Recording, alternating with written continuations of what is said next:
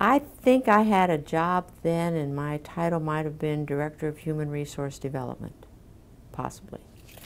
And I was expected to help people design training programs, so I was always looking for training programs that I could go steal from or adapt or buy. And a brochure came in about this workshop in Harvard by a guy named Barry Oshry. So I went, and it was disastrous. It was awful. I was there alone. I pulled a top card. It was just awful. And I came home thinking, this was really powerful. I don't know what it did to me yet, but I'll never forget the experience. So we contacted Barry and said, would you like to tailor your program for the University of Tennessee? And he said, sure.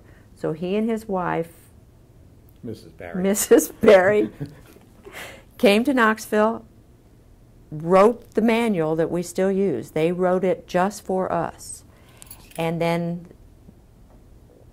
spent a couple days, and they did a simulation, sort of a trial run, so that people here could see what it was. And I know Eli Fly went to the all-day trial run. Homer Fisher went to the all-day trial run. Francis Gross. There were like 20 of us who went through this thing, and we said, yeah, let's see if we can use this for the Leadership Institute. And that's how it came about. Most bottoms weren't perfectly happy.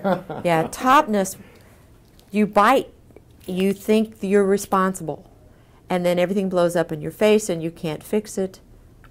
It's very tough. And I didn't know anybody else in the workshop. I knew not one other person, which made it even more fun. And when it was all over, they all went out for a drink and they left me behind. No, bottomness is clearly the way to go in that exercise. But it lets you out of the social scene. But you know, if you're thinking about all that you take away from the exercise in the extreme discomfort of being a top, and potentially great discomfort of being a middle, you take away things that you can tap into if you've got the right set of mnemonics back home. Whereas bottom gets to look at the flip charts and hear the people reporting out and stuff, but it's not the same visceral kind of experience.